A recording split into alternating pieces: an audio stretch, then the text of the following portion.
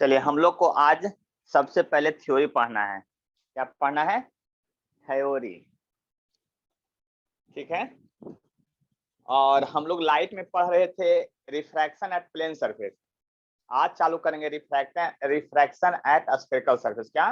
Refraction at spherical surface. सभी लोग को आवाज अच्छे से जा रहा है ना? Yes sir. पिक्चर क्लियर है ना? यस ठीक है, वेरी गुड। Yes sir. तो चलिए रिफ्रैक्शन एट स्फेरिकल सरफेस हम लोग को वही देखना है और यहीं से शुरुआत करना है। ठीक है। Refraction at spherical surface. क्या? रिफ्रैक्शन एट स्फेरिकल सरफेस यानी स्फेरिकल सरफेस की बात करेंगे। तो देखिए पहले कंसेप्ट को समझ लीजिए। आज बीच में फॉर्मूला पूछा जाएगा, अभी टेंशन नहीं लीजिए, ध्यान से देखते रहिएगा। रिफ्रैक्शन एट स्फेरिकल सरफेस में क्या होता है कि जैसे कोई स्फेयर ले लीजिए आप और ये ट्रांसपेरेंट होना चाहिए। मान लीजिए ग्लास है, ये ग्लास स्फेयर है। ठीक है। अब इस ग्लास स्फेयर में ऑब्जेक्ट अंदर भी रख सकते हैं, बाहर भी रख सकते हैं। दोनों ही कंडीशन में रिफ्रैक्शन होगा। दोनों ही कंडीशन में क्या होगा? आपका रिफ्रैक्शन होगा। इस बात को समझ सकते हैं कि नहीं आप? तो दोनों ही कंडीशन में होगा तो ऑब्जेक्ट कहीं भी रखिए, लेकिन जनरली हम लोग की आदत है कोऑर्डिनेट के अनुसार रखने का। मतलब इसको हॉरिजॉन्टल लाइन मान लेंगे तो एक्स एक्सिस, फिर एक वर्टिकल लाइन मान लेंगे तो ये सेंटर ऑफ स्फेयर हो जाएगा। क्या होगा? आपका सेंटर ऑफ स्फेयर हो जाएगा। इस बात को समझ लीजिए। अब ये सेंटर ऑफ स्फेयर है तो इसका एक रेडियस भी हो जाएगा, है ना, जो आर आप डिनोट करेंगे। ये हो जाएगा आर, जो होगा आपका क्या होगा? रेडियस ऑफ स्फेयर हो जाएगा। क्या होगा? रेडियस ऑफ स्फेयर हो जाएगा, या स्फेरिकल सरफेस जो भी लिखिए, स्फेरिकल सरफेस हो जाएगा। अब देखिए क्वेश्चन में क्या करेगा आपको, फार्मूला डेरिवेशन में हम क्या करेंगे आपसे, ये पूरा स्फेयर आपको दिखेबे नहीं करेंगे। यानी कि पहले बात समझ लीजिए, यहाँ पर रिफ्रैक्टिव इंडेक्स इसका अलग होगा, सराउंडिंग का अलग होगा, यानी रिफ्रैक्टिव इंडेक्स इसका अलग होगा, इसका अलग होगा। अभी 1 2 हम नहीं मान सकते हैं क्योंकि ऑब्जेक्ट कहाँ है ये बात हमको पता ही नहीं है। अगर ऑब्जेक्ट स्फेयर के अंदर रहेगा तो मीडियम फर्स्ट ये होगा, अगर ऑब्जेक्ट बाहर रहेगा तो मीडियम फर्स्ट ये हो जाएगा। इसलिए म्यू1 म्यू2 अभी हम नहीं मान सकते हैं। बात समझ लीजिए हम क्या क्या बोल रहे हैं। जो ये से एकदम लाख टके का बात है, बहुत ही इंपॉर्टेंट पॉइंट है, समझिए। पहले डेरिवेशन नहीं कर रहे हैं, पहले हम ये समझने की कोशिश कर रहे हैं कि स्फेयर का क्वेश्चन कैसा होगा, इसका डेरिवेशन किस तरह से होगा, उसको समझने की कोशिश कर रहे हैं। यानी हमारा कहने का मतलब है कि कोई भी स्फेयर रहेगा तो एक अलग ये मीडियम क्रिएट करेगा जिसका रिफ्रैक्टिव इंडेक्स अलग होगा, बाहर सराउंडिंग का एक अलग होगा मीडियम, उसका रिफ्रैक्टिव इंडेक्स अलग होगा। अगर स्फेरिकल पार्ट होगा तो रेडियस ऑफ स्फेयर भी होगा। लेकिन डेरिवेशन, फार्मूला डेरिवेशन के समय क्या होगा ना कि आपको ये सब पार्ट दिखाया ही नहीं जाएगा। आपको दिखाया ये सब पार्ट जो है ना, ये सब नहीं दिखाया जाएगा, ऐसे रहेगा। आपको फार्मूला जब डेरिवेशन करने लगेंगे तो ये सब पार्ट आपको दिखाएंगे ही नहीं। बात समझ लीजिए, ये सब पार्ट नहीं दिखाया रहेगा बुक में, आपको ऐसा फिगर रहेगा, ऐसा। तो हम इसको फिर से बनाते हैं वैसा फिगर। मतलब अब हम लोग मानते क्या है वो समझ लीजिए। एक्चुअली बुक में सब कुछ क्लियरली नहीं लिखा रहता है, इसीलिए बात को समझिए। हेडिंग तो आपको पता ही है कि रिफ्रैक्शन एट स्फेरिकल सरफेस चल रहा है, तो यहाँ पर आपको फिगर में किस तरह से रहेगा, यानी डेरिवेशन में किस तरह से रहेगा। देखिए रिफ्रैक्शन एट स्फेरिकल सरफेस का डेरिवेशन किस तरह से होगा, ये बोर्ड में जब भी आएगा तो 5 नंबर में याद कर लीजिएगा, 12th बोर्ड के लिए बहुत इंपॉर्टेंट है। Refraction at spherical surface, spherical surface. ठीक है, रिफ्रैक्शन एट स्फेरिकल सरफेस, है ना। अब स्फेरिकल सरफेस बनाइएगा तो स्फेरिकल सरफेस ऐसे बनाइएगा, देख लीजिए ध्यान से। ये स्फेरिकल सरफेस बनाए हैं और आपको देखिए यही है आपका स्फेरिकल सरफेस। बात समझ लीजिए अब, यानी कहने का मतलब ये पूरा स्फेयर होगा, लेकिन फिगर में हम नहीं ड्रॉ कर रहे हैं। ये पूरा स्फेयर होगा, ये पूरा स्फेयर होगा, लेकिन हम नहीं ड्रॉ कर रहे हैं। और इसमें हम ऑब्जेक्ट जो है ना यहाँ रख रहे हैं, तो ये स्फीयर का पार्ट है इधर, ये ऑब्जेक्ट यहाँ रख रहे हैं। अगर आप ऑब्जेक्ट को ओ से डिनोट कर दिए तो ये तो फर्स्ट मीडियम हो गया, यानी ये आपका पहला मीडियम हो गया। और लाइट रे जो है यहाँ से निकल कर, रेड से बना रहे हैं लाइट रे, यहां से निकल के सीधा इधर जाने की कोशिश करेगा, यहां तक आकर के ये सीधा इधर जाने की कोशिश करेगा, देख लीजिए, लेकिन ये इधर जा नहीं पाएगा। इधर हम थोड़ा सा पिक्चर को और बड़ा बनाने की कोशिश करते हैं, इसलिए थोड़ा सा इस लाइन को हम डिस्ट्रॉयड करते हैं, मतलब फिर से ड्रॉ करेंगे, ठीक है। यहाँ पर जो है बात समझ लीजिए, हम जो है थोड़ा सा और दूसरे पिक्चर, नहीं तो गड़बड़ हो जाएगा, है ना। मान लिया कि लाइट रे इधर से ऐसे जा रहा है ऐसे, लेकिन अब ये इधर नहीं जा पाएगा, क्यों? क्योंकि मीडियम बदल गया, और यह रिफ्रैक्टिव इंडेक्स पहला मीडियम का म्यू1 है, इधर का रिफ्रैक्टिव इंडेक्स म्यू2 मान लेते हैं, और ये भी मान लेते हैं कि म्यू2 ग्रेटर है म्यू1 से, ये भी मान लेते हैं। इसका मतलब डेंसर मीडियम है। ये डेरिवेशन तो कोई ना कोई मान के करना पड़ेगा ना, डायरेक्ट आप कर नहीं सकते हैं। तो बात समझ लीजिए अब ध्यान से कि जहां पर ये स्फीयर से टकराया वहां पर एक नॉर्मल ड्रॉ करना है, और आप लोग पहले से जानते हैं कि नॉर्मल ड्रॉ कैसे होगा। कहिए सर हम तो नहीं जानते हैं, लेकिन आप जानते हैं, क्योंकि स्फीयर के सेंटर से जो लाइन निकलता है वो सरफेस पर टकराने के बाद नॉर्मल का काम करता है। यानी कहने का मतलब ये हुआ कि आपका जो नॉर्मल होगा, ये नॉर्मल ये ऐसा होगा, इधर देख लिए ध्यान से, ये नॉर्मल का काम किया, तो this is the incident angle I. अब देखिए लाइट रे जाना चाहिए था इसको इधर, लेकिन वो तो जाएगा उधर नहीं, ये तो सेंटर ऑफ स्फीयर हो गया, सेंटर ऑफ स्फीयर हो गया ये तो। अब अगर रेरर से डेंसर जा रहा है तो टुवार्ड्स नॉर्मल क्या भी नॉर्मल, बोलिए जल्दी से, रेरर से डेंसर तो नॉर्मल की तरफ, What's the normal? हाँ, तो इधर जा रहा है तो नॉर्मल तो इसका इधर ना मिलेगा, यानी कि ये यहाँ से लाइट जो है आपका इधर बेंड कर जाएगा ऐसे, यहाँ से जो लाइट है आपका ऐसे बेंड कर जाएगा इधर, आपका इस बात को समझ लीजिए, और यहाँ पर जाकर के वो अपना इमेज का फॉर्मेशन कर लेगा। यानी वहां पर जाकर के क्या कर लेगा, आपका इमेज का फॉर्मेशन कर लेगा। किसका फॉर्मेशन? इमेज का। तो यहाँ बन गया आपका इमेज, बस समझ लिए बात ध्यान से।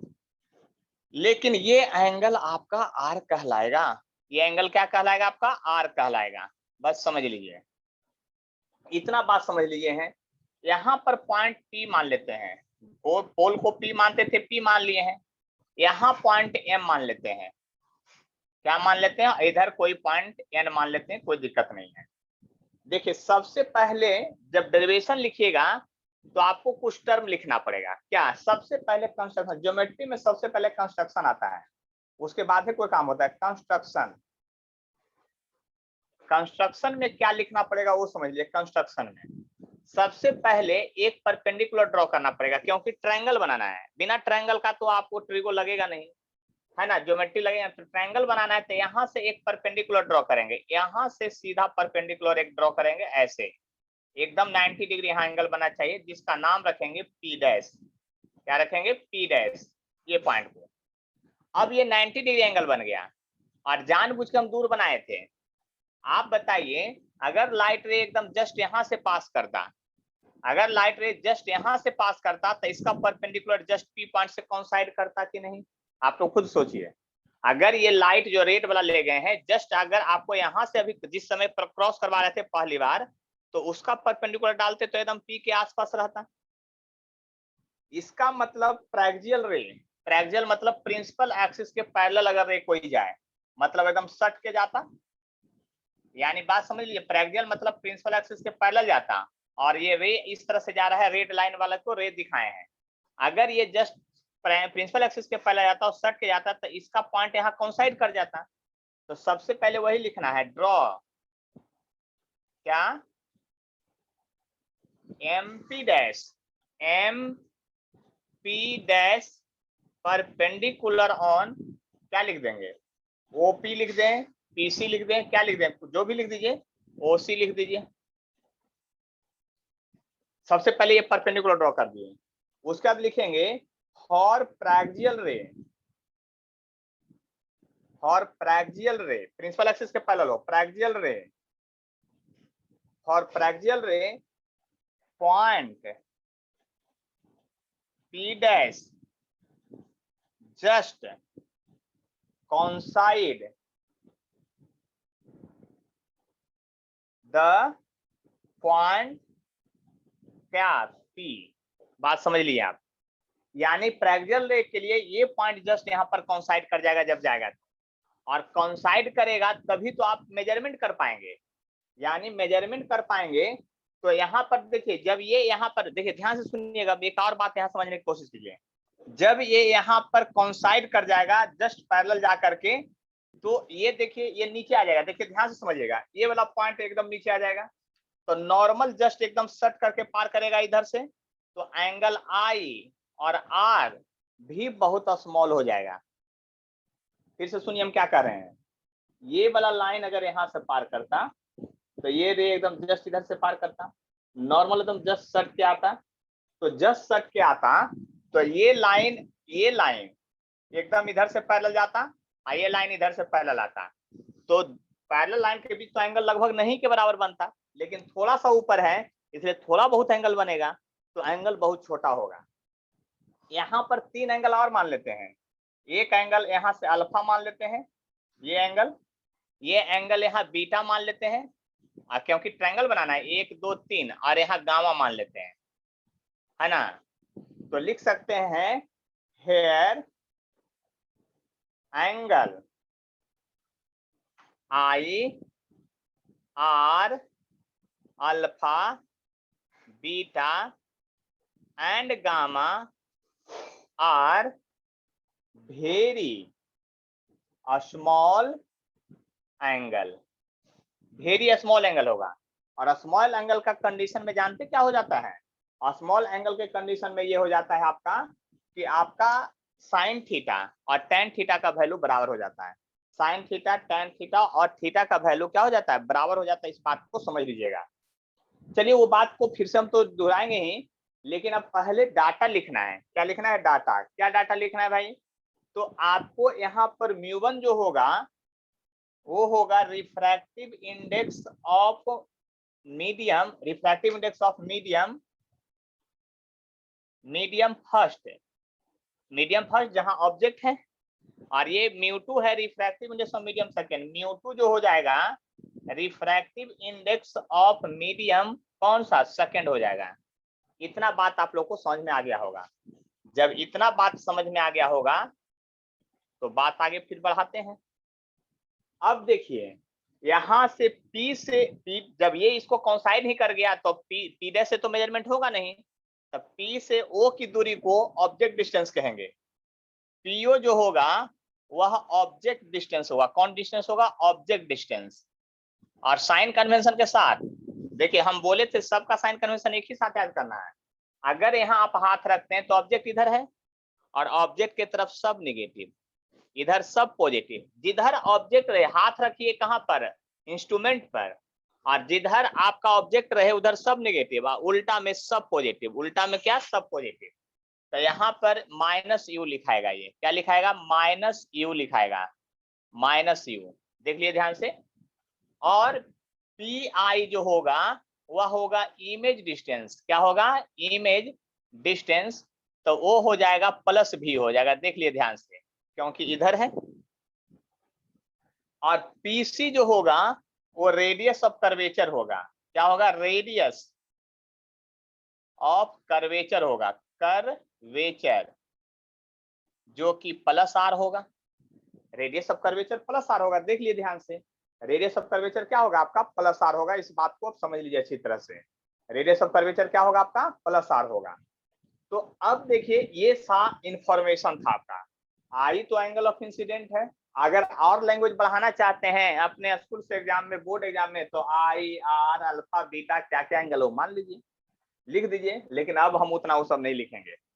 अब आपको सबसे पहले ट्रायंगल में चलना है, सबसे पहले देखिए दो ट्रायंगल में कौन चलना है वो समझिए, इसमें 5 बार ट्रायंगल में जाना पड़ेगा इस फॉर्मूला को डेरिवेशन के लिए, तब ना 5 नंबर का है। सिंपल तो है नहीं ये। तो अब देखिए है लेकिन बहुत आसान, अगर ज्योमेट्री से समझिएगा तो इसमें कोई दम ही नहीं है। तो देखिए पहला बात तो आप ये समझ लीजिए कि ट्रायंगल में चलिए ओ एम और सी में, इस ट्रायंगल में चलिएगा ओ एम सी में, this is the exterior angle और ये दोनों हो गया इंटीरियर एंगल। यानी इन ट्रायंगल ओ एम सी में चलिए, इन ट्रायंगल ओ एम सी में चलिए। तो देखिए ओ यहाँ है, देखिए ध्यान से देख लीजिए, ओ यहाँ है, एम यहाँ है, सी यहाँ, ये ट्रायंगल बन गया। तो आई बराबर होगा अल्फा प्लस बीटा, आई एंगल आई बराबर होगा अल्फा प्लस बीटा। कौन से प्रॉपर्टी से? इक्वेशन पहला है लेकिन प्रॉपर्टीज कौन बताइए? Exterior angle of triangle. Properties क्या है? एक्सटीरियर एंगल ऑफ ट्रायंगल के कंसेप्ट से है, ठीक है। अब देखिए इस ट्रायंगल में चलिएगा, आर वाले ट्रायंगल में, तो देखिए ये होगा M C I, in triangle M C I में चलिए, एम सी आई ट्रायंगल में चलिएगा तो देखिए beta is the exterior angle और R plus gamma is the interior angle. तो बीटा इक्वल टू होगा आर प्लस गामा, और किसके इक्वेशन सेकंड है, ये भी किसके कंसेप्ट है?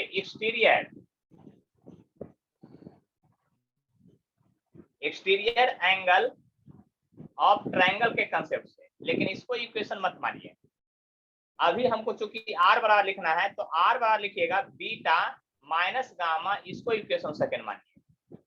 देखिए इसको इक्वेशन, यानी दो इक्वेशन निकाल दिए। क्यों?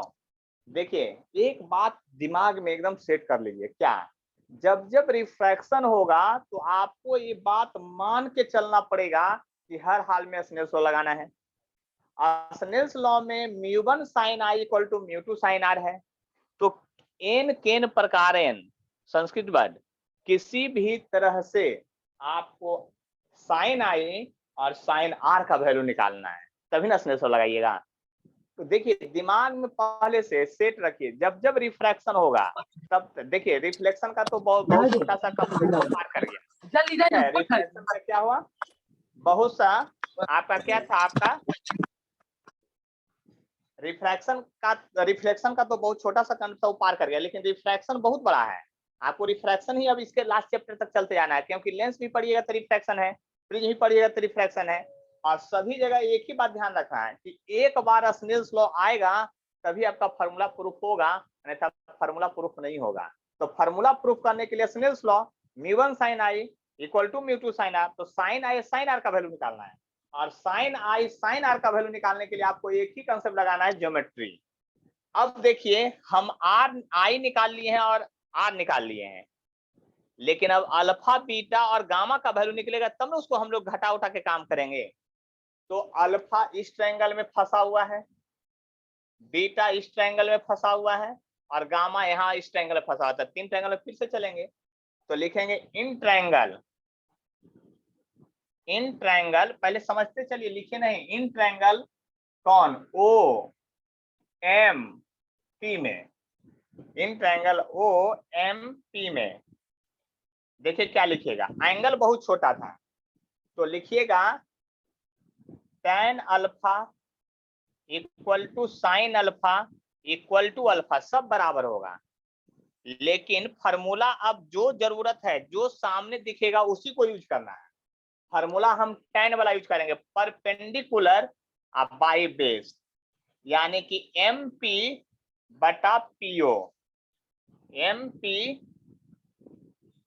बटा पीओ और M P by minus you.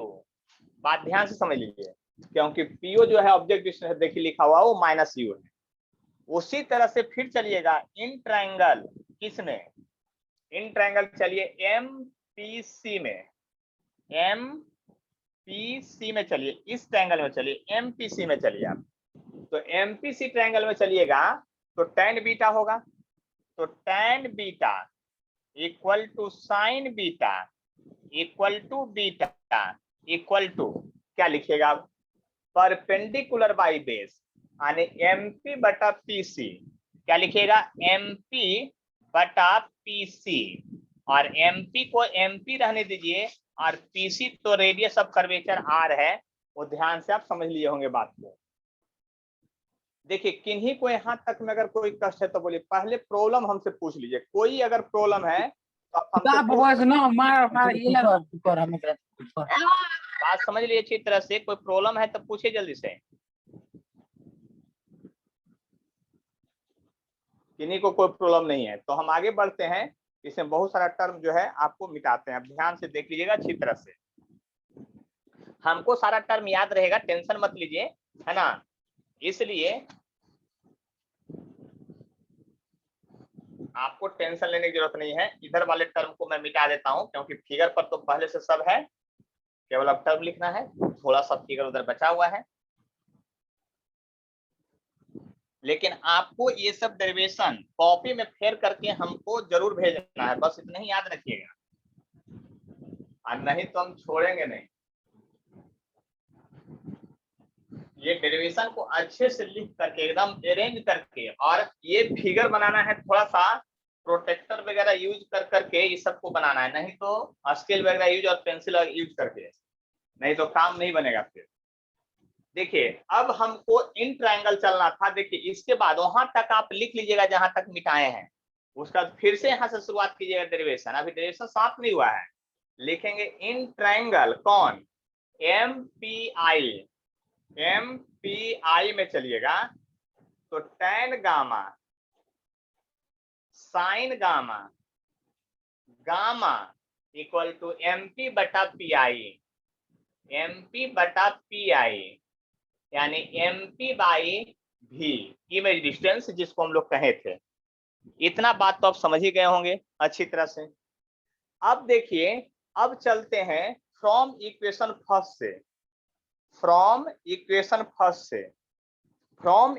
First से चलेंगे तो लिखेंगे sine I equal to sine alpha और प्लस साइन बीटा। तो कहिए सर इक्वेशन फर्स्ट में तो अभी आप लिखे थे, कि I equal to alpha plus beta. अभी इक्वेशन में हम लिखे थे I equal to alpha plus beta, याद कीजिए, हमको ट्रायंगल याद है, आई इक्वल टू लिखे थे अल्फा प्लस बीटा, तो यहाँ साइन आई कैसे हो गया। तो अभी ना बोले कि एंगल बहुत छोटा है, तो आई को tan आई भी लिख सकते हैं, साइन आई भी लिख सकते हैं, तो आई को साइन आई लिख दिए, क्योंकि जो जरूरत है उसी के हिसाब से काम होता है। और यहाँ पर अल्फा को लिख सकते हैं tan अल्फा साइन अल्फा, तो जो जरूरत था उसको लिख दिए, है ना। तो साइन अल्फा का जो फॉर्मूला था, देखिए फिगर में सब कुछ है, इसीलिए हम उधर मिटा दिए, जो हमको टेंशन नहीं है। अब साइन अल्फा में कर लिए थे एमपी बटा पीओ, यानी एमपी बाई ऑब्जेक्ट डिस्टेंस था, एमपी बाई ऑब्जेक्ट डिस्टेंस यानी माइनस यू था।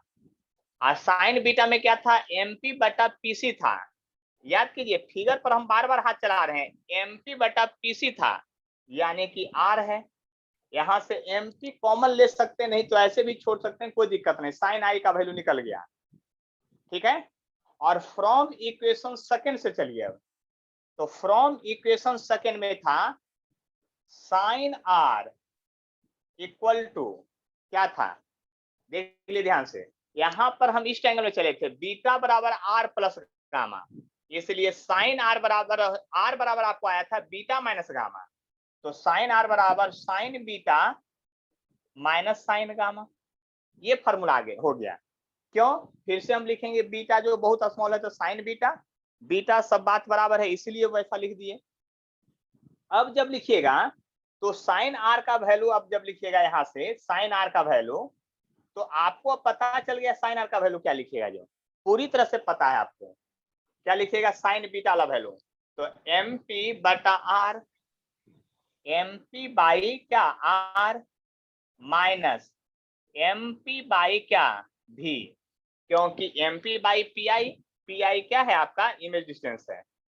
अब बाई स्नेल्स लॉ, फिर से यहां से ऐसे घेर देते हैं, टेंशन मत लीजिए, है ना, और लगाते हैं बाई स्नेल्स लॉ। अब देखिए लिखेंगे mu one sine I equal to mu two sine I, ये हुआ स्नेल्स लॉ का फॉर्मूला। अब म्यू1 तो म्यू1 है, ये बात पता है आपको, और साइन आई लिखना है, तो साइन आई का फॉर्मूला देखिए ये लिखा हुआ है, तो इसको लिखिएगा। तो एमपी कॉमन लिख करके लिखिए, एमपी कॉमन लीजिए, तब बचेगा 1/-u, आप प्लस 1/r बचेगा। देख लीजिए ध्यान, यहाँ से साइन आई का वैल्यू लिखें तो एमपी कॉमन, तो 1/-u और 1/r बचा, इक्वल टू क्या लिखिएगा, म्यू2 लिख दिए। अब क्या लिखना है, साइन आर का वैल्यू, तो साइन आर का वैल्यू देखिए यहाँ है, तो इसमें से एम कॉमन ले लीजिए एमपी, तो एमपी कॉमन ले लीजिएगा, तो बच जाएगा ब्रैकेट के अंदर क्या 1/r और -1/v। ध्यान से देख लीजिए 1/r -1/v ऐसा बच गया, तो एमपी एमपी जी साफ हो गए। अब म्यू1 से इसमें गुना कीजिए तो लिखेगा म्यू1/-u, ये u है, बहुत लोग जानते हैं, इसीलिए कहते हैं आप लोग को होमवर्क बना के भेजने के लिए। बहुत लोग हम म्यू लिखते हैं तो उसको यू लिख ले रहते हैं जब उधर से भेजते हैं तब।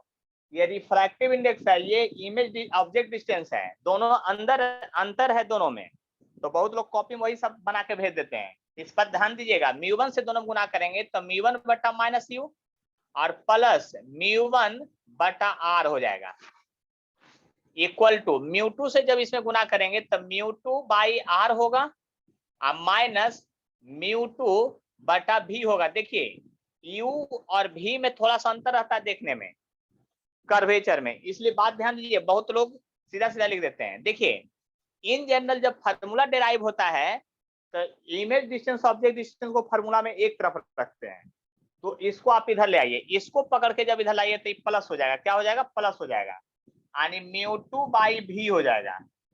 ये इधर पकड़ के लाइएगा इक्वल के साइड, इस पर देखते रहिए ध्यान से, इक्वल के इस पर लाइएगा तो प्लस हो जाएगा, ये वाला इधर बच जाएगा माइनस में म्यू1/u, ये माइनस साइन ऊपर लेके चले गए। अब देखिए ये वाला टर्म r को एक तरफ लेके चलिए, तब म्यू2/r पहले से था इधर, ये प्लस साइन को उस पर ले जाएंगे तो माइनस हो जाएगा क्या, म्यू1/r। अब यहाँ पर एलसीएम ले लीजिए तो आपको फाइनल फार्मूला आ गया म्यू2/v माइनस म्यू1/u इक्वल टू हो गया म्यू2 माइनस म्यू1/r। ये फॉर्मूला हो गया आपका प्रूव्ड। अब यही फॉर्मूला आपको याद रखना है, ये फॉर्मूला जो है रिफ्रैक्शन एट स्फेरिकल सरफेस का फॉर्मूला है, बहुत ही इंपॉर्टेंट फॉर्मूला है। ये कंपटीशन का ये जान है और बोर्ड का भी जान है, क्योंकि 5 नंबर में यहाँ तक प्रूफ करने के लिए आएगा। अब देखिए यहाँ पर आपको पहले लिखा गया था क्या है, म्यू2 है रिफ्रैक्टिव इंडेक्स ऑफ मीडियम। देखिए फार्मूला आप वैसे नहीं रटेंगे, कैसे, म्यू2/v माइनस म्यू1/u इक्वल टू म्यू2 माइनस म्यू1/r।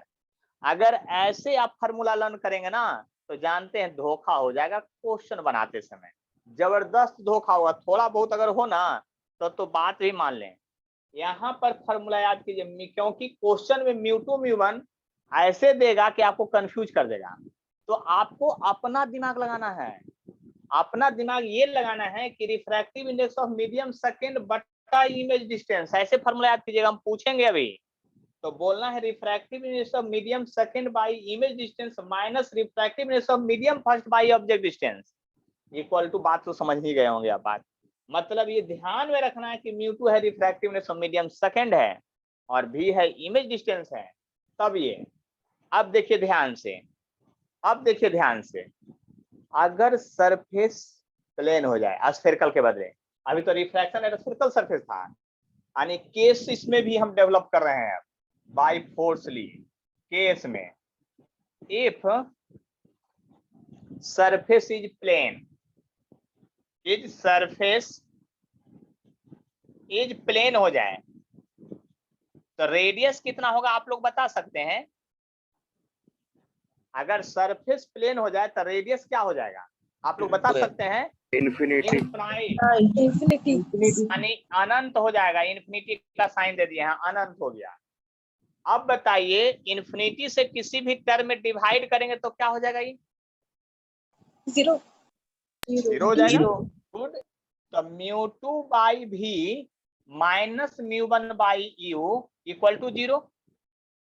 तो अब देखिए म्यू2/v इक्वल टू म्यू1/u आ गया। अब जरा फिर से इस फॉर्मूला को देखते हैं, यहाँ पर अभी डेंसर मीडियम जो है ये वाला है, इसको माने थे, ग्लास के अंदर वाला पार्ट को डेंसर मीडियम माने थे, यानी μ2 को डेंसर मीडियम माने थे। तो हो जाएगा μ2 बाई μ1 इक्वल टू जो हो जाएगा v बाई यू। क्या हो जाएगा? v बाई यू हो जाएगा। अब आप बताइए, अगर फर्स्ट मीडियम हवा हो, अगर फर्स्ट मीडियम हवा हो, एयर हो, तो ये गायब हो जाएगा, तो ये बच जाएगा रिफ्रैक्टिव इंडेक्स।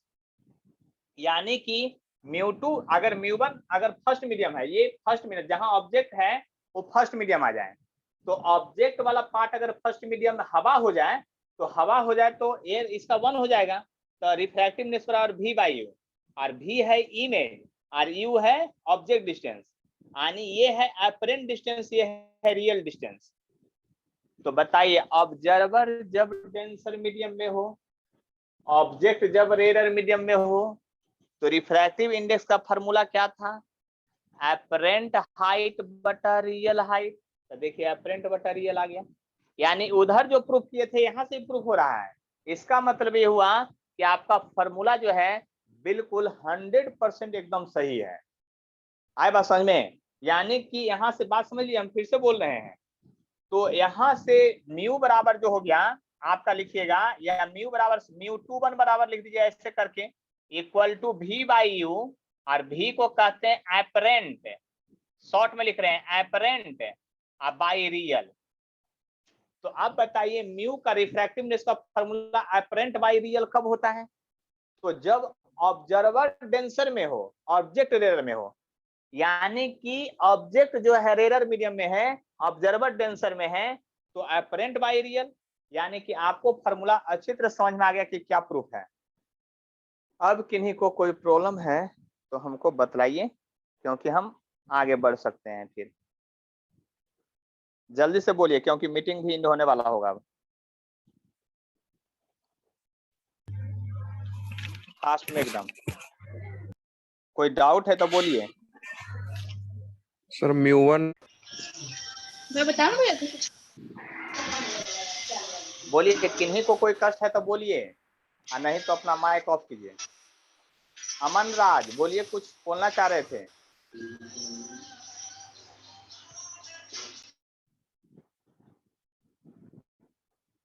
चलिए, तो हम इधर से इसको अब इरेज करते हैं, साफ करते हैं। अब इस पर क्वेश्चन की बारी है। किसकी बारी है? क्वेश्चन की बारी है। तब क्वेश्चन की बारी है तो क्वेश्चन तो चलेगा। फॉर्मूला तब तक याद कीजिए आप लोग, μ2 by v minus μ1 by e equal to μ2 minus μ1 by r। याद हो किया? फिर से रटिए फॉर्मूला को, ध्यान में, कंसेप्ट में 5 बार दोहराइए। μ2 by v minus μ1 by r जो भी है, μ2 by v minus μ1 by u और μ2 माइनस μ1 बाई r। डन हो गया? μ2 by v minus μ1 by u equal to μ2 minus μ1 by r, है ना? और तब फॉर्मूला आपसे क्वेश्चन बनेगा। देखिए, अब हम सिंपल सा क्वेश्चन देंगे, आपसे ज्यादा भारी भारी क्वेश्चन हम बनवा के क्या करेंगे, हमको उतना भारी बनवाना भी नहीं है। ठीक है, देखिए ध्यान से देखिएगा, अच्छी तरह से देखिएगा। क्वेश्चन है अब इसी पर आधारित। एक वो स्फीयर है बहुत बड़ा सा, क्या है? एक स्फीयर है बहुत बड़ा सा, जरा ध्यान से देखते रहिएगा। और क्वेश्चन जल्दी से बना के कौन भेजते हैं मेरे व्हाट्सएप पर, वो भी हम देखेंगे फास्ट में एकदम। देखिए, ये क्वेश्चन है आपका इस तरह से, एक स्फीयर है पड़ा हुआ है, ठीक है, ये स्फीयर है इस तरह से, ठीक है। इसका रेडियस ऑफ स्फीयर जो दिया हुआ है, रेडियस ऑफ स्फीयर जो दिया हुआ है वो 5 सेंटीमीटर दिया हुआ है। कितना सेंटीमीटर दिया है? 5 सेंटीमीटर दिया है। एक ऑब्जेक्ट है यहाँ पर प्रेजेंट है, ये ऑब्जेक्ट है, ये क्या है आपका? ऑब्जेक्ट है, ऑब्जेक्ट यहाँ पर रखा हुआ है, ठीक है, जो कि यहाँ से सेंटर से, मतलब यहाँ से 2 सेंटीमीटर की दूरी पर है। कितना सेंटीमीटर पर? हम इधर लिख देते हैं 2 सेंटीमीटर, पूरा अच्छा से लिख देते हैं, बड़ा सा 2 सेंटीमीटर की दूरी पर ये रखा हुआ है। देख लीजिए ध्यान से, ये दूरी जो है 2 सेंटीमीटर पर रखा हुआ है, ठीक है। रिफ्रैक्टिव इंडेक्स ऑफ जो ग्लास है, RI ऑफ ग्लास जो है वो म्यू ग्लास जो है आपका 3/2 दिया हुआ है, ठीक है। और बाहर सराउंडिंग जो है वो एयर है, और एयर का रिफ्रैक्टिव इंडेक्स तो पता है आपको कि 1 होता है।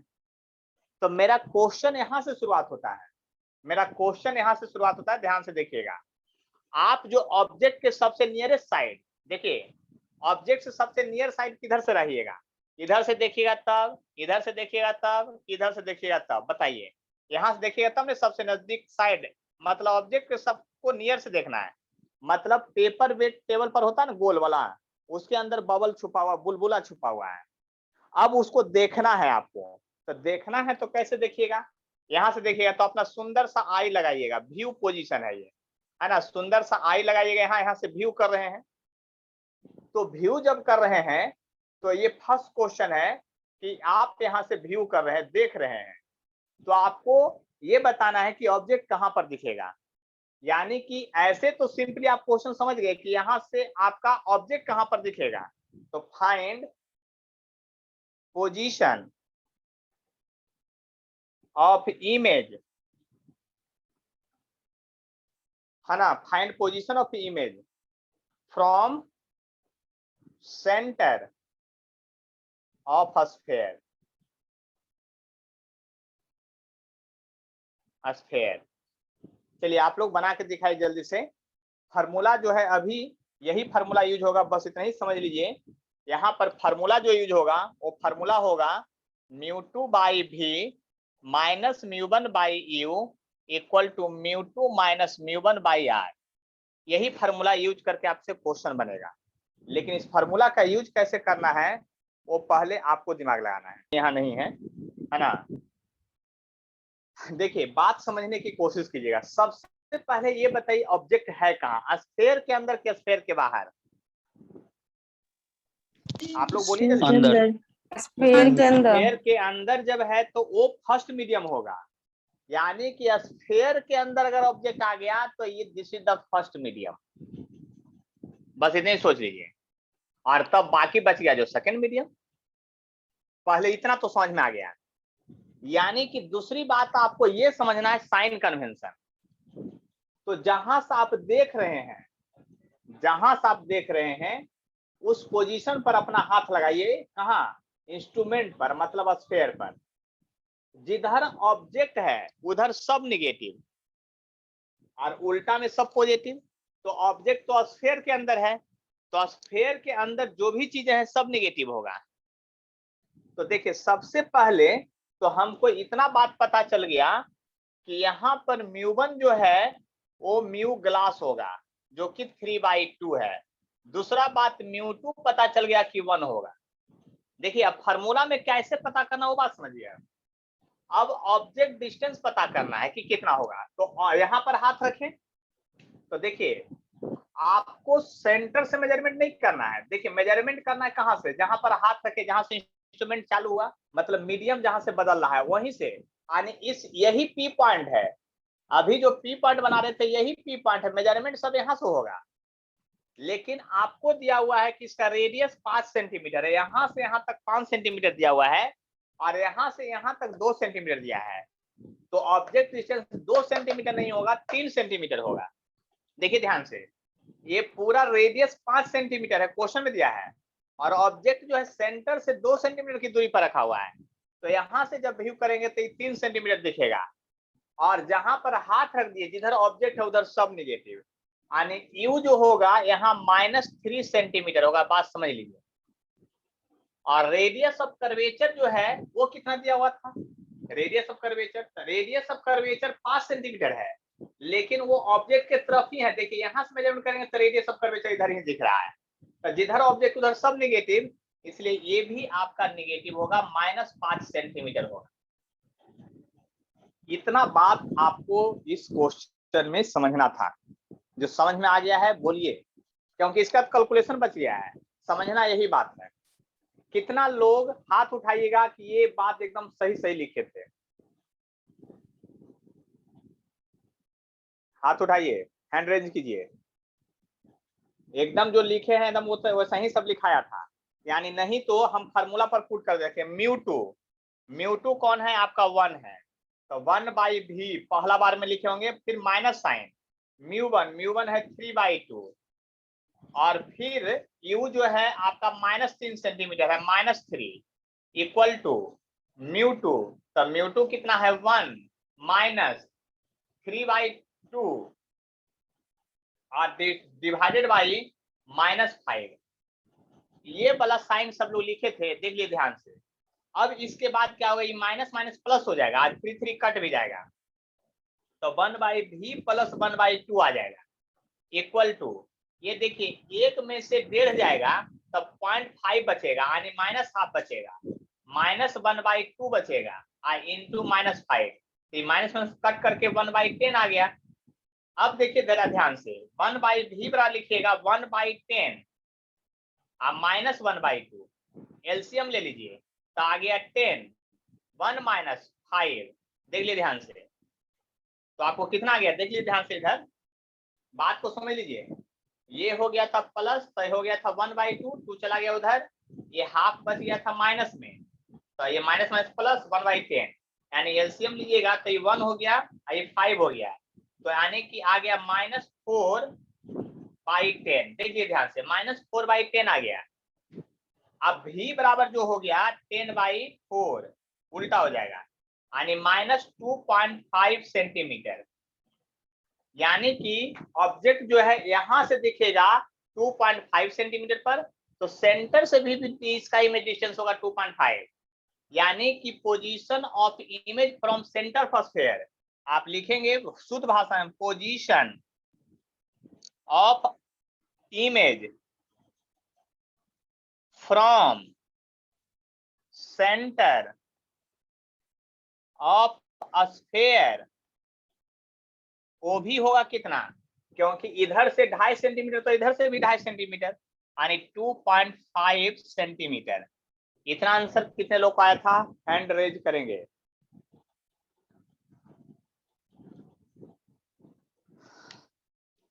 एक का आदित्य, 2 गौरव, 3 हर्षिता पांडे, 3 लोगों का आंसर आया था, तो बाकी सब लोग का आंसर अगला बार आ जाना चाहिए, है ना।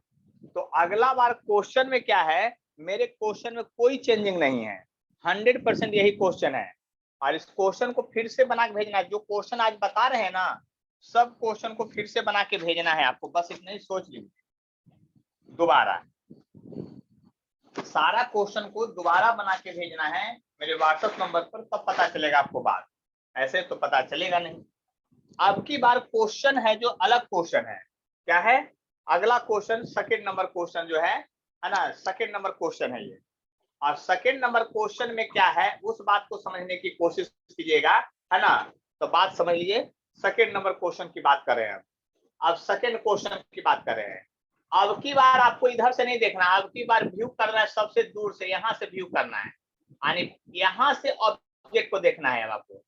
आपका व्यू पोजीशन जो है आपका ये है, यानी कि अब क्वेश्चन में सब कुछ वही है, पहले वाला डाटा ही है, लेकिन ये ऑब्जेक्ट को अब यहाँ से देखना है, यहाँ से यहाँ तक देखना है, देखिए ध्यान से, यहाँ से यहाँ तक देखना है, तो आपको बताना है, यानी की पॉइंट अब इसको मानना है, तो आपको फिर से निकाल के दिखलाना है कि पोजीशन ऑफ इमेज जो है सेंटर ऑफ स्फीयर से कितना होगा, ये बताना। फिर से पोजीशन यहां से देखिएगा तो पोजीशन ऑफ इमेज क्या होगा सेंटर ऑफ स्फीयर से, ये आपको फिर से बतलाना है।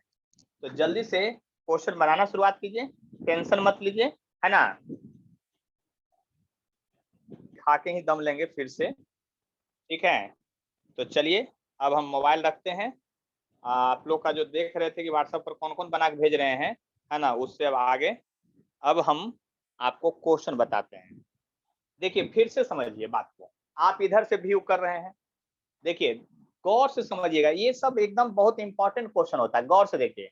आप इधर से व्यू कर रहे हैं, हाथ यहाँ लगा दीजिए, जब हाथ यहाँ लगाइएगा तो स्फीयर के अंदर ऑब्जेक्ट है यहाँ पर, तो यहाँ पर हाथ लगाइएगा तो इधर वाला सारा पार्ट निगेटिव, स्फीयर के अंदर का सारा पार्ट निगेटिव, या सीधा सीधा वो बात बोले, स्फीयर के अंदर अगर ऑब्जेक्ट रहेगा तो इस तरह के क्वेश्चन में सब कुछ नेगेटिव होगा, मतलब स्फीयर के अंदर वाला याद रह जाएगा ना। स्फेयर के अंदर अगर ऑब्जेक्ट है तो स्फेयर के अंदर का जितना भी कंसेप्ट यूज कीजिएगा सब का सब क्या होगा, निगेटिव होगा। 100% इस बात को याद कर लीजिए। तो अब देखिए हम डायरेक्ट फार्मूला लिखते हैं, और फार्मूला में है μ2 by V minus μ1 by U equal to μ2 minus μ1 by R. आपको एक ही स्टेप में क्वेश्चन बनाना है, तो अब हर बार उस तरह से लिखने की जरूरत नहीं है। देखिए μ2 कौन है और μ1 कौन है, तो जहां ऑब्जेक्ट है वह μ1 है। तो ऑब्जेक्ट कहाँ है, स्फीयर के अंदर, तो ये μ1 है यानी ये μ2 है। तो ये तो हो गया आपका कौन हो गया, आपका 1 हो गया। बस समझ लीजिए इमेज डिस्टेंस निकालना ही है। माइनस μ1 जो है आपका 3/2 यानी कि 3/2 है। देख लीजिए अब ऑब्जेक्ट डिस्टेंस की बात कीजिए, तो यहाँ से ऑब्जेक्ट लिखिएगा था तो ये हो जाएगा 5 + 2 7 हो जाएगा। देख लीजिए यहाँ से देखिएगा तो ये हो जाएगा 5 और +2 ये 7 हो जाएगा। देख लीजिए ध्यान से, यहाँ से ये 5 और 2 7, तो 7 सेंटीमीटर माइनस में होगा। इस बात को समझ लीजिए, माइनस होगा। क्यों, क्योंकि जिधर ऑब्जेक्ट उधर सब निगेटिव लेते हैं। इक्वल टू μ2 कौन होगा, तो μ2 जो होगा आपका कौन होगा, यहाँ पर μ2 जो होगा आपका एयर होगा 1 होगा, और μ1 कौन होगा, तो स्फीयर वाला पार्ट होगा 3/2 होगा। तो 3/2 यहाँ ऐसे घटेगा divided by radius of curvature. Radius of curvature फिर यहाँ -5 होगा। क्यों, जिधर ऑब्जेक्ट है उधर ही रेडियस ऑफ कर्वेचर है। देख लीजिए तो ये फिर से -5 होगा।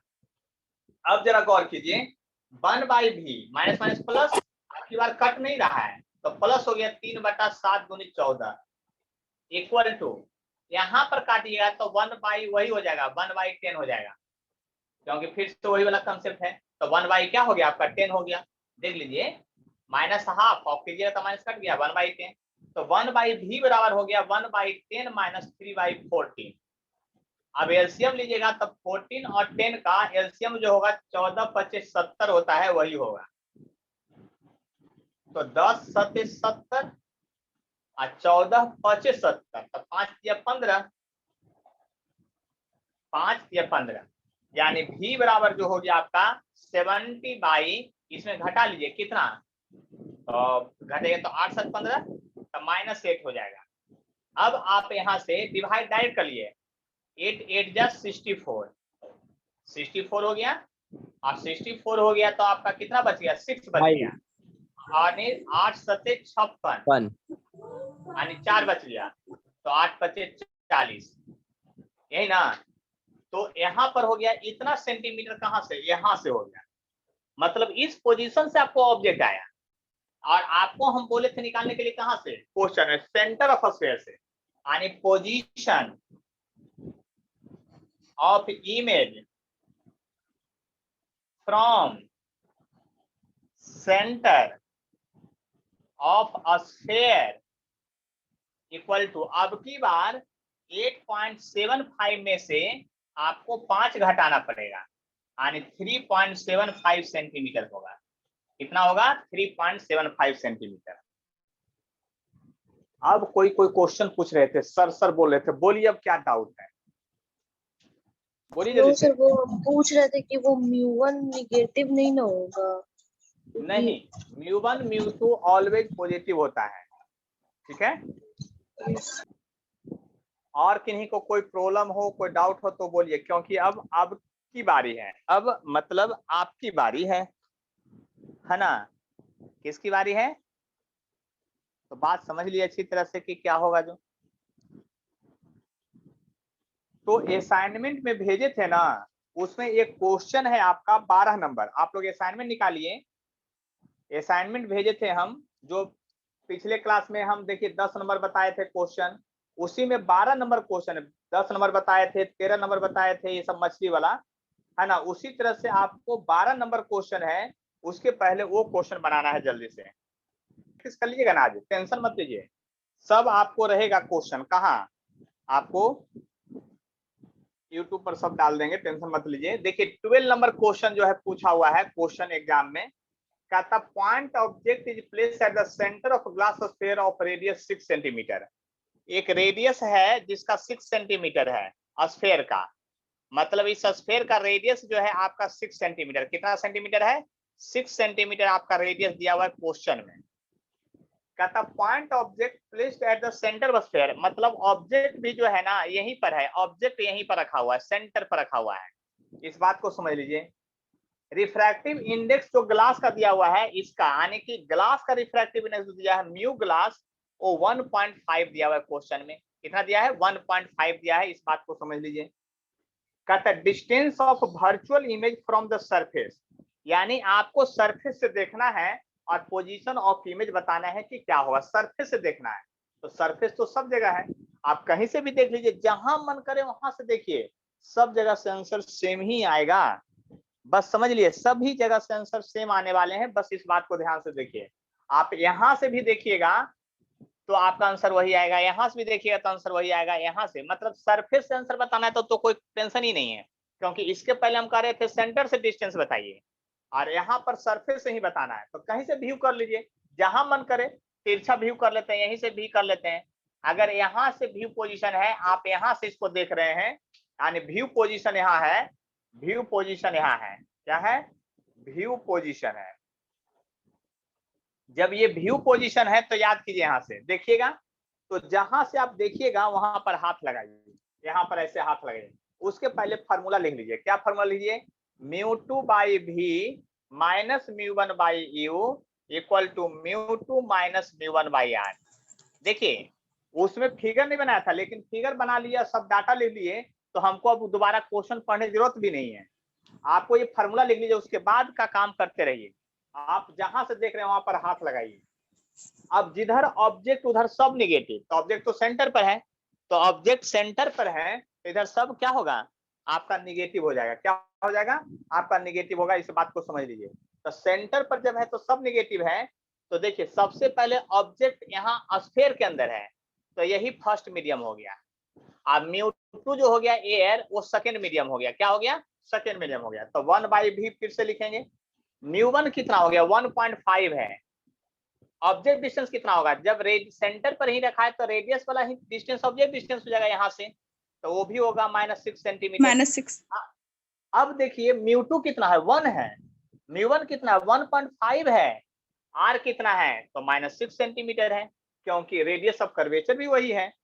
तो यहां से लिखेगा माइनस माइनस प्लस, तो 1 बाई भी प्लस 1.5 बाई 6 इक्वल टू, यहां से देखिए अब माइनस कीजिएगा तो -0.5, अब बाई -6 बचेगा, तो कट गया। अब देख लीजिए, तो यहां से जब ले चलिएगा तो 1 बाई भी इक्वल टू हो जाएगा 0.5 बाई 6 अब माइनस 1.5 बाई 6, ये जाके इधर प्लस से उधर माइनस हो जाएगा। तो एलसीएम तो 6 है, तो टेंशन ही नहीं लेना है, 6 है तो एलसीएम। तो अब 0.5 में से 1.5 घटाइए तो -1 बचेगा। अब यहाँ पर भी बराबर क्या हो गया? -6 सेंटीमीटर, -6। यानी जहां ऑब्जेक्ट है वहीं इमेज बन रहा है। तो एगो बात याद कर लीजिए, यहाँ कंसेप्ट एगो पकड़ लीजिए, अगला बार से इस क्वेश्चन को बनाना नहीं है, सीधा आंसर याद रखना है। अगर ग्लास स्फीयर है या कोई भी स्फीयरिकल है, अगर उसके सेंटर पर अगर ऑब्जेक्ट रखा हुआ है ना, तो इमेज भी सेंटर पर बनेगा, चाहे रिफ्रैक्टिव इंडेक्स इसका कुछ भी हो, चाहे मीडियम कोई भी हो, वाटर हो, हवा हो, पानी हो, तेल हो, कोई भी, उससे कोई मतलब नहीं है।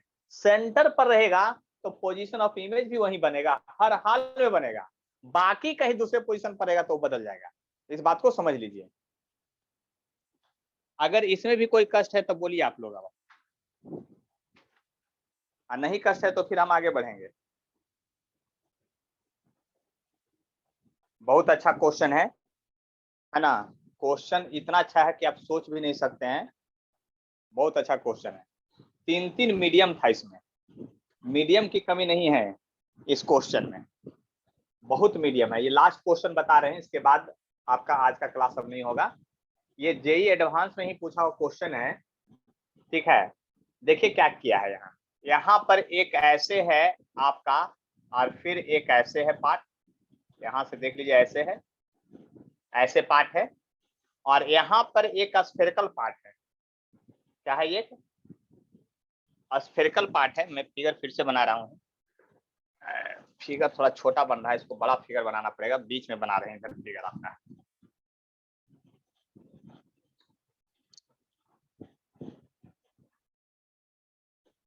ऐसे, और यहाँ पर एक स्फेरिकल पार्ट है, ऐसे लगाया हुआ है, ऐसे लगाया हुआ है, ऐसे स्फेरिकल पार्ट है। देखिए यहाँ से यहाँ तक का जो रीजन है वो अलग है, देखिए क्वेश्चन में दिया हुआ है, सॉरी यहाँ पर फिर एक डॉटेड लाइन दिया हुआ है आपको ऐसे, और बीचों बीच एक लाइन ऐसे खींचा हुआ है, ये है लाइन। और देखिए पी पॉइंट यहाँ कंसीडर किया गया है, ये पी पॉइंट है आपका, ठीक है।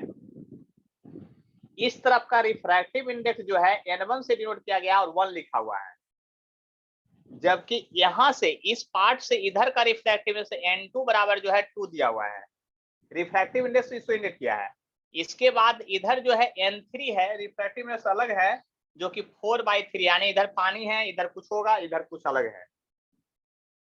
देखिए स्लैब ऑफ मटेरियल रिफ्रैक्टिव इतना curve surface APB of radius APB, यानी यहाँ A पॉइंट है, यहाँ P है, यहाँ B पॉइंट है। रेडियस ऑफ कर्वेचर जो है, radius of curvature, curvature of APB part का जो है, APB पार्ट का है, वो जो दिया हुआ है 10 सेंटीमीटर दिया है, 10 सेंटीमीटर R का वैल्यू दिया है।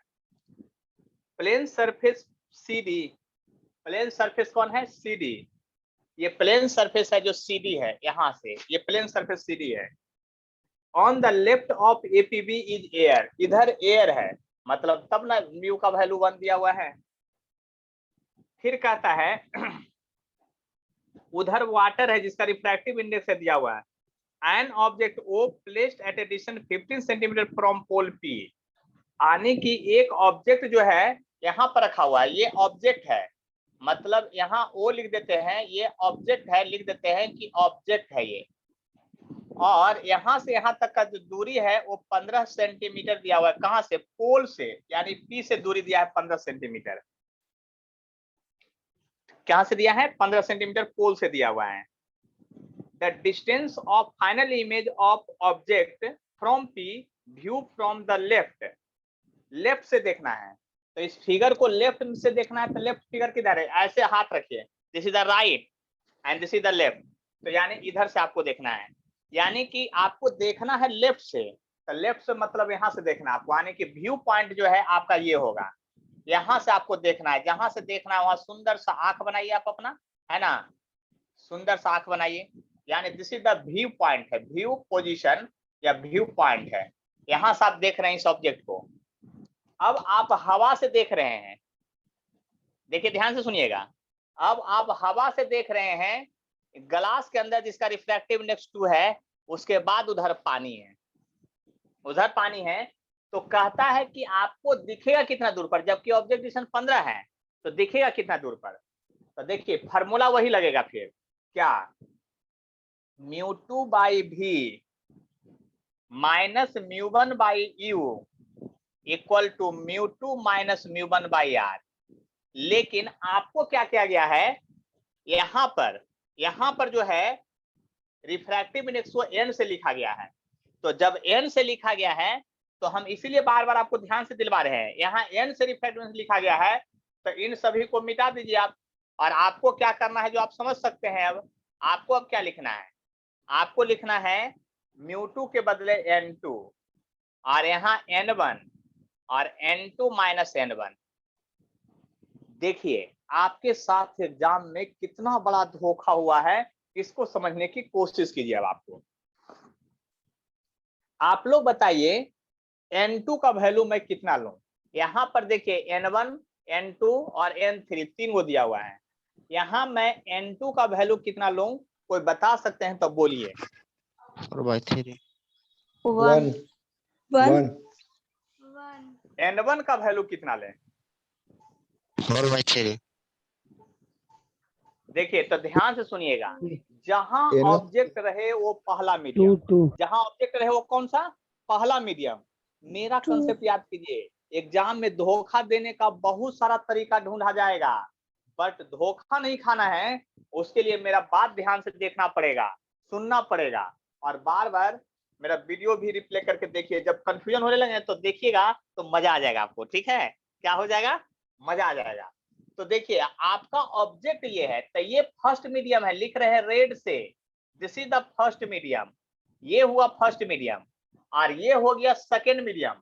अब सेकेंड मीडियम एयर है तो लिख देते हैं यहाँ पर सेकेंड मीडियम है, ये सेकेंड मीडियम ये हुआ, याद कर लीजिए, ये हुआ फर्स्ट मीडियम, ये फर्स्ट मीडियम हुआ। आपको क्वेश्चन में दिया n2 बराबर 2, उससे नहीं मतलब है हमको, हमको अपने दिमाग से मतलब है कि ये n2 जो है ना n1 के बदले होगा, यानी कि एग्जाम में आपको धोखा देने के लिए नेमिंग किया गया है उल्टा पुल्टा, लेकिन आपको दिमाग में क्या याद रखना है अच्छे से एकदम, कि जहां ऑब्जेक्ट है वही फर्स्ट मीडियम होगा एट एनी कंडीशन, इस बात को ध्यान से समझ लीजिए। और जहां से आप देख रहे हैं वो वाला सेकेंड मीडियम हो जाएगा। फालतू में तीसरा मीडियम दिया था, इसका कोई यूज नहीं है, ये फालतुआ है, समझ रहे हैं ना, एग्जाम में डाटा फालतू में दिया हुआ है, आपको कोई उसका यूज नहीं है। आपको सिर्फ इतना ही समझना है कि यहाँ n1 जो होगा वो क्या होगा, n1 जो होगा वो 2 होगा।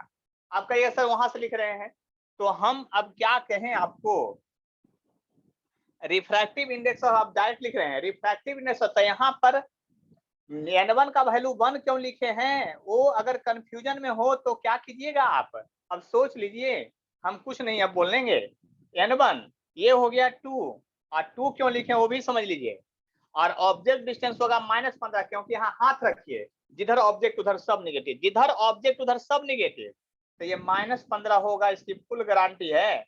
और n2 जो होगा वो 1 होगा, और n1 जो होगा वो 2 होगा, और रेडियस ऑफ कर्वेचर भी आपका ऑब्जेक्ट के तरफ ही है, क्योंकि कर्वेचर उधर है, लेकिन वो 10 सेंटीमीटर दिया हुआ है, इसलिए -10 लिखाएगा। इतना बड़ा भयानक क्वेश्चन का सॉल्यूशन देखिए एक लाइन का था, देखने में क्वेश्चन कितना भयानक था, डाटा कितना ज्यादा दिया हुआ था, लैंग्वेज कितना था, और क्वेश्चन बन रहा है एक लाइन से। तो आप समझ लीजिए कि यहाँ पर लिखिएगा 1/v इक्वल टू -1, और कट गया, यानी 1/10, ये प्लस हो गया था, उधर जाके माइनस हो जाएगा 2/15। एलसीएम लीजिएगा तो आपको पता है कि एलसीएम इसका 30 होगा, कितना होगा, 30 होगा, 1/v इक्वल टू होगा एलसीएम 30 हो जाएगा, तो 10 3 टाइम्स लगेगा, और ये 2 टाइम्स लगेगा, तब 4 हो गया, देखिए ध्यान, -4 हो गया, यानी -1/30 आ गया, इसलिए v बराबर -30 सेंटीमीटर आया। इसका मतलब -30 सेंटीमीटर मतलब आया, इसका मतलब ये हुआ कि इमेज आपको उधर ही बनेगा 30 सेंटीमीटर की दूरी पर, यहाँ से 30 सेंटीमीटर की दूरी पर आपको इमेज दिखाई देगा। अगर प्लस में आंसर आता तो जानते क्या होता है, इसका इमेज इधर आपको होता, प्लस होता तो इसका इमेज इधर दिखता, कभी कभी उल्टा भी आएगा, वो मीडियम पर सब डिपेंड करता है कि किधर इमेज बनने वाला है। बात समझ लीजिए मेरी बात को अच्छी तरह से।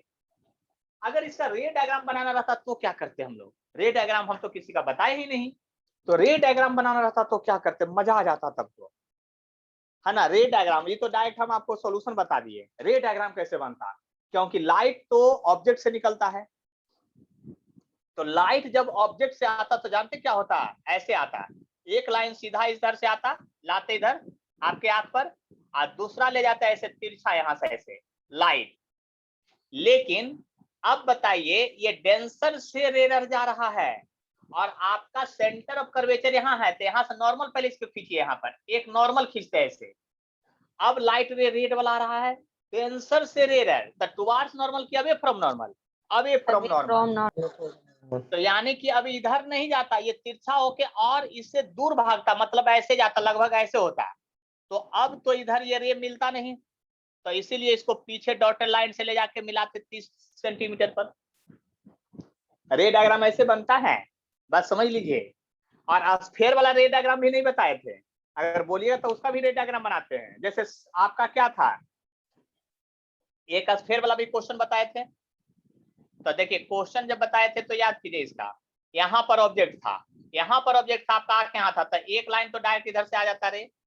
अब देखिए दूसरा लाइन, रे ऑफ लाइट क्या करते हैं आप, किधर ले जाते हैं, यहाँ देखिए यहाँ पर ऐसे ले जाते हैं, ऐसे मान लीजिए कि ऐसे ले जाते हैं, और आपका एक पहले नॉर्मल खींचना है, बिना नॉर्मल का रे डायग्राम नहीं बनता, बस इतने समझ लीजिए, ये नॉर्मल है, अब डेंसर से रेयर जा रहा है, टुवार्ड्स नॉर्मल की away from normal, away from normal, तो मतलब इधर रे नहीं जाता और थोड़ा उधर मुड़ के जाता है, तो उधर मुड़ के जाता, इधर मुड़ जाता, मतलब इधर रे अब नहीं जाएगा, थोड़ा इधर बेंड हो जाएगा ऐसे, और अब ये तो इमेज इधर बन जाता। तो याद कीजिए उस क्वेश्चन में जब यहाँ से 3 सेंटीमीटर पर था तो आंसर फिर देखिए क्या आया था, आंसर देख लीजिए, 2.5 मतलब 2 सेंटीमीटर इधर से था, फिर आंसर आया था 2.5 सेंटीमीटर, मतलब इमेज इधर शिफ्ट कर गया।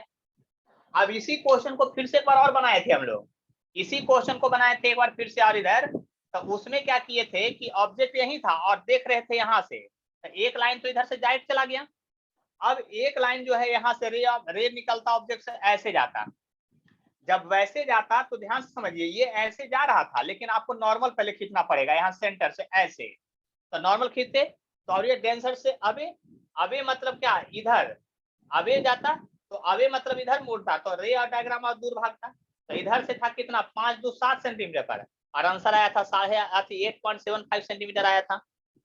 तो रे डायग्राम भी बनता है सभी का, है ना, लेकिन रे डायग्राम में आपको दिमाग लाना पड़ेगा, पहले दोनों को दिमाग को सेट करना पड़ेगा कि क्वेश्चन कैसे बनता है, रे डायग्राम कैसे बनता है। तो आपसे लास्ट में एक क्वेश्चन पूछ रहे हैं, है ना, सारा क्वेश्चन आपको रहेगा ही यूट्यूब पर, तो टेंशन नहीं लेना है, हम इसको मिटा रहे हैं।